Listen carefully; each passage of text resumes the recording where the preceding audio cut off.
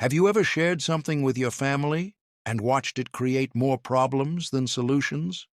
After 65, what you choose to keep to yourself can make all the difference between a peaceful life and one filled with unnecessary stress or conflict. Some truths are better left unspoken, not out of dishonesty, but out of wisdom. In this video, I'll reveal 5 secrets you should never share with your family after 65. The last one might completely change how you think about family dynamics. Before we begin, I would appreciate it if you like this video. You can help me continue to spread the old age lesson. If you haven't subscribed yet, I recommend you subscribe and turn on the bell so you don't miss any videos. If you like this video, please comment number 1. If you don't like it, comment number 0 to let me know so I can make a better video for you now. One of the most important secrets to keep after 65 is about your financial decisions. Whether it's how much you've saved, where you choose to spend, or how you're planning your future, oversharing these details with family can often lead to unnecessary interference, judgment, or even conflict. Maintaining privacy around your finances isn't about secrecy. It's about protecting your independence and ensuring you remain in control of your decisions. I remember an elderly friend, Mr. Hassan, who innocently mentioned a significant purchase to his children, a vacation he had planned for himself. While he thought it was a casual update, it quickly turned into a heated discussion. His children questioned his priorities, suggested he save the money for future health care, and even hinted at expecting some of that money as inheritance. What should have been a joyful moment turned into stress and regret. Mr. Hassan later told me, "I learned my lesson. Some things are better left unsaid." Sharing too much about your finances can lead to well-meaning but unsolicited advice or even attempts to control how you spend your money. Family members may have their own opinions about what's best for you, but those opinions can overshadow your autonomy. By keeping your financial decisions private, you safeguard your right to spend, save, or invest in ways that align with your personal goals and needs. So, how can you handle this wisely? First, set boundaries. If family members ask about your finances, be polite but firm in redirecting the conversation. Phrases like, "I've got it under control," or "I'm comfortable with my plan," can gently close the door on further questioning. Second, ensure you have a trusted professional like a financial advisor who can help you manage your money without emotional bias. This ensures your decisions remain objective and tailored to your long-term well-being. It's also helpful to plan your finances in a way that minimizes future conflicts. For example, clearly outline your wishes in a will or trust to avoid misunderstandings or disputes down the road. When these decisions are documented and handled legally, it reduces the chances of family interference. Now, reflect on your current approach. Do you feel the need to share every financial update with your family? Or are there areas where you can maintain more privacy? Protecting your financial independence is one of the most empowering steps you can take after 65. If you find this valuable, please comment number 2 below to let me know you're here. After 65, one of the secrets you should consider keeping to yourself is about past mistakes.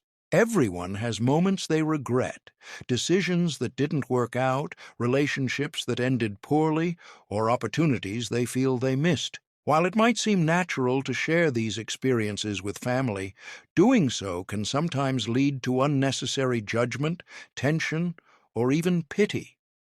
Some family members might struggle to understand the context of those decisions, seeing them through a lens of today rather than the circumstances of the past. Instead of fostering understanding, it could create misunderstandings or even damage the respect they have for you. I recall a neighbor, Mrs. Sharma, who once confided in her daughter about a financial mistake she had made decades earlier, an investment that didn't pan out. She hoped to share her wisdom and teach her daughter about the importance of caution, but instead, her daughter began questioning her current financial decisions. What Mrs. Sharma intended as a moment of bonding became a point of contention, with her daughter expressing doubts about her ability to manage money even now. Mrs. Sharma later told me, "I wanted to teach her a lesson, but all I got was judgment. Past mistakes, no matter how big or small, don't define who you are today. They're part of the journey that made you who you are, and sharing them isn't always necessary for maintaining strong family bonds. Instead of revisiting those moments, focus on the lessons you've learned and the wisdom you can pass on without delving into the details. For example, if you want to teach your grandchildren the value of hard work or careful decision-making, share the principles you live by now, rather than the mistakes that led you to them. Keeping past mistakes private also protects your emotional well-being. Rehashing regrets can bring back feelings of guilt or sadness that may no longer serve you. It's important to forgive yourself for those moments and recognize that you've grown from them. Your family doesn't need to know every detail to benefit from your experience. They can learn from the strong, resilient person you are today. So, if you agree with me, please comment number 3 below to let me know. 3. Health concerns. Choose what to share wisely. As you grow older, it's natural for health concerns to become a more significant part of life. However, sharing every detail of your health issues with family can sometimes lead to unintended stress, worry, or even a sense of helplessness among your loved ones. While it's important to inform your family about major health conditions that might require their support or intervention, oversharing smaller issues or every medical update can create unnecessary tension. After 65, knowing what to share and what to keep private is essential for maintaining peace and balance in your relationships. I remember a friend, Mr. Qureshi, who often updated his children about every ache, pain, or doctor's appointment he had. While he believed he was fostering openness, his frequent updates started to cause anxiety for his daughter, who lived in another city. She felt guilty for not being able to help him and constantly worried about his well-being, even for minor issues. Eventually, Mr. Qureshi realized that some things didn't need to be shared unless they were truly significant. "I don't want to burden my children with worries they can't solve," he told me. This doesn't mean keeping serious health concerns a secret. Far from it. For major diagnoses or conditions that require family involvement, honesty and open communication are vital. However, for smaller, manageable issues, consider whether sharing them will help or simply create unnecessary worry. Instead, focus on managing these concerns independently or with the help of healthcare professionals. Reflect on how you communicate about your health. Are there updates you share out of habit rather than necessity?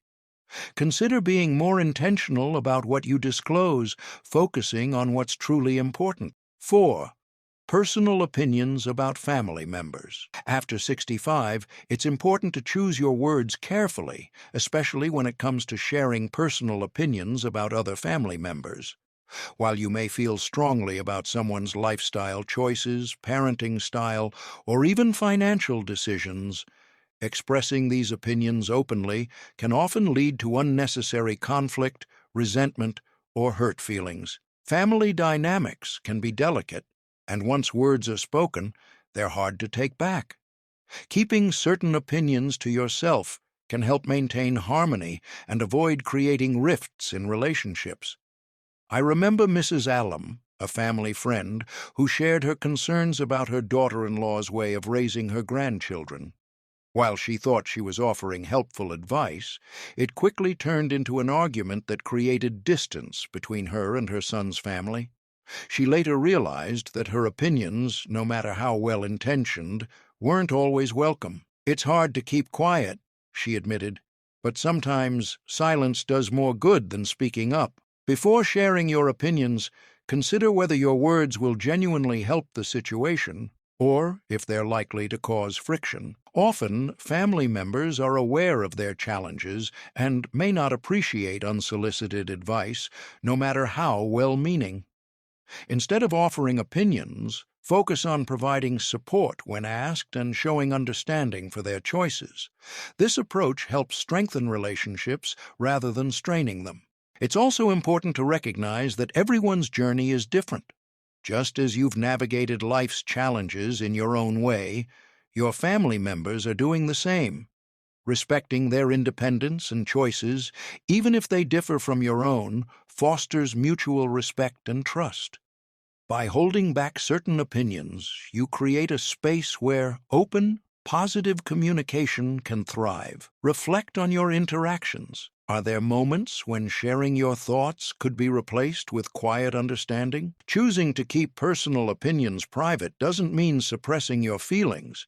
It means prioritizing peace and valuing the relationships you hold dear. Sometimes the best way to maintain harmony in your family is by listening more and speaking less. If you're still watching this video and finding these insights valuable, please comment number 4 below to let me know you're here. And if you haven't subscribed yet, I recommend you subscribe and turn on the bell so you don't miss any videos. Now, let's move forward to number 5. Plans for your estate. Discussing your estate or inheritance plans with your family might seem like a good way to avoid future misunderstandings, but sharing too much too soon can often lead to unnecessary tension or even conflict. While it's important to have clear, legally documented plans for your assets, oversharing the details with family members can create misunderstandings, feelings of favoritism, or even entitlement. For a peaceful life after 65, it's often better to keep these plans private until the appropriate time. I remember Mr. Siddiqui, who shared his inheritance plans with his children during a family gathering. What started as a casual conversation quickly spiraled into debates over fairness and assumptions about his decisions. The siblings began comparing what each would receive, leading to unnecessary rivalry and strained relationships. Mr. Siddiqui later regretted sharing the details prematurely, realizing that these conversations were better handled in a more controlled and thoughtful manner. To avoid similar issues, focus on ensuring that your estate plans are well documented and legally binding. Work with a trusted attorney or financial advisor to create a clear will or trust that outlines your wishes. This not only protects your assets, but also minimizes the potential for family disputes after you're gone. If you feel the need to discuss your plans with your family, choose a neutral setting and focus on the overarching values behind your decisions rather than specific details. For example, you can explain your intention to provide for your loved ones fairly without diving into exact distributions. This approach helps maintain trust without opening the door to potential conflicts. Remember, your estate is a reflection of your life's work and decisions. Sharing too much about it while you're still living can shift the focus away from the relationships and memories you're creating in the present. Reflect on whether the details of your plans truly need to be shared now, or if they're better left for the appropriate time. As we've explored, there are certain secrets worth keeping after 65: your financial decisions, past mistakes, health concerns, personal opinions about family members, and estate plans. These aren't about dishonesty. They're about choosing silence to protect your peace, independence, and relationships. By being intentional about what you share and what you keep private, you create a life that feels lighter, more peaceful, and free from unnecessary tension. Take small steps today to set boundaries, prioritize your happiness, and preserve the relationships you hold dear. And if you found this helpful, don't forget to like, comment, share, and subscribe for more insights on living your best life after 65. Let's continue building a life of wisdom and peace together.